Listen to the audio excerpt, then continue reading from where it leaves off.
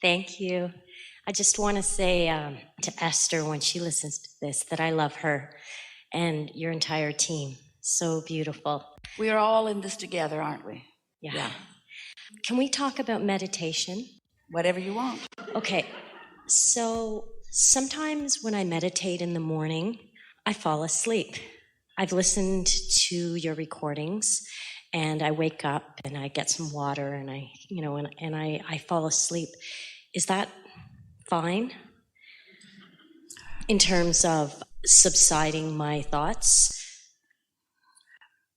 Well, of course it's fine, but it's not beneficial in the way that meditation is. And here's why. Sometimes people say, when I use a particular drug, I release resistance too. And we say, you don't really release resistance, you're just not aware of it. And so the point of meditation is to allow your vibration to rise to the equivalency of your inner being. That is our definition of the purpose of meditation. Because when you meditate and consciously quiet your mind, your vibration rises. Now, the difference between being asleep, which also causes momentum and resistance for the most part to subside, and does allow your vibration to rise, you have no conscious relationship with that improved energy because you're asleep. And when you wake up, there's no benefit to you because there was no conscious awareness of the improvement in the vibration. Does that make sense to you? And think about it. If what you were talking about were true, then everybody who gets a good night's sleep or takes a nap would wake up connected to their source, and they don't. They wake up usually in the same bad mood that they went to sleep in. That's what I thought. So then I meditate again and again, maybe twice or three times, and after the sleep, and I do touch that place. Well, you get to do whatever you want to do. And the way you're living your life and the intentions that you hold, everything's all right. There's no right or wrong in this. But we do want to say to you, to all of you, that when you came into this physical body, you came with the intention of your conscious mind, your awake mind, being active. And so you really have trained it to be active. And it wants to be active because you're a creator. And so when you ask your mind to be quiet for extended periods of time, it's an unnatural state of being. 15 minutes is really enough. You could meditate for 15 minutes and only achieve that detached state for a minute or two or three, and that's enough. And so usually, we're not saying it's the case with you, but usually when people meditate for longer periods of time, it is to escape the discord or unpleasantness of energy that they sense that they can't control. It's a way of sort of detaching. And we understand sometimes when you come out of meditation, you want to go right back in. We get that too. We just don't want anyone to think that it's a necessary thing to meditate for long periods of time. It's usually an escape from the deliberate creation that you came here to do. So another physical reaction that I have to dropping in to that, to alignment. To that detached state? Yeah, and sometimes this happens like here or when I'm doing something like teaching, or my eyes start to water. And it's not sadness, it's just a physical reaction to alignment in an awake state. Tears? Yeah. We call it overjoy. You connect with joy that you're not vibrationally accustomed to experiencing on a really regular basis. So it just sort of spills over. Okay.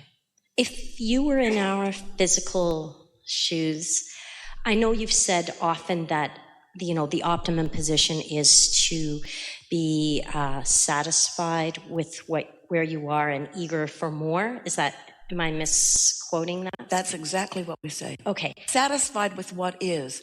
This platform where I am and the contrast that I'm experiencing is perfect for me. And really, the reason that we encourage a decision to be satisfied with it is because the current manifestation has manifested, and there's nothing you're going to do about the current manifestation. Everything is about the more. So if you are not railing against what is, then you have a much freer opportunity to look forward to the improvement.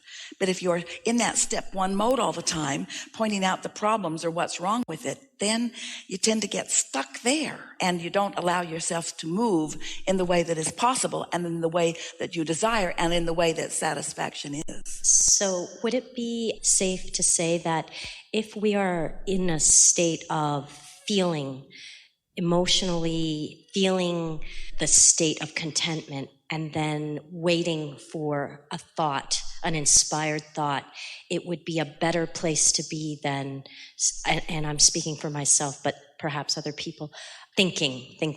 You've hit right on what we were going to say next, which means you received it. You've hit right on what we were going to say next. And that is, the whole purpose of meditation is to tune you to your tuner. And then, as you are listening for what that tuning has accomplished, now you're at the doorway of your vortex, and what's in there is coming out to play with you. Yes. So speaking about playing, last year I had my students meditating on a daily basis, and a lot of them loved it, and they wrote in their journals that it's good because it's a progressive thing. That's why you're not asleep. You're consciously aware, but you've quieted your consciousness to not include any resistance. And your vibration rises, and you have conscious awareness of what that feels like. So your emotions are lifting at the same time. In fact, that feeling of well-being might even be what's causing you to go to sleep. That feeling of well-being, like rockabye baby, that feeling of well-being. But once you're in that place where you are feeling that, then the listening is what is so important. The listening. Esther says that these days, since we've really been emphasizing this meditation for the purpose of connection, she will sit sometimes for 10 or 15 minutes after meditation and just say, I'm just going to listen.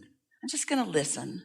And what she means is listen for words, maybe, or feel for an impulse.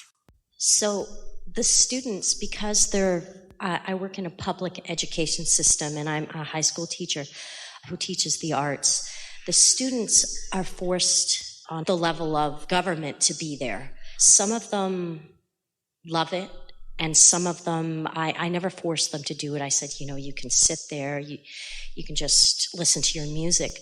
And I also saw a lot of students. You're talking about some of them love the experience of meditation, and some of them are not. Yeah, because they're not vibrationally there, and I get that. And, it's not something you want to force on someone, but it's something that I think is integral to creativity. Yeah.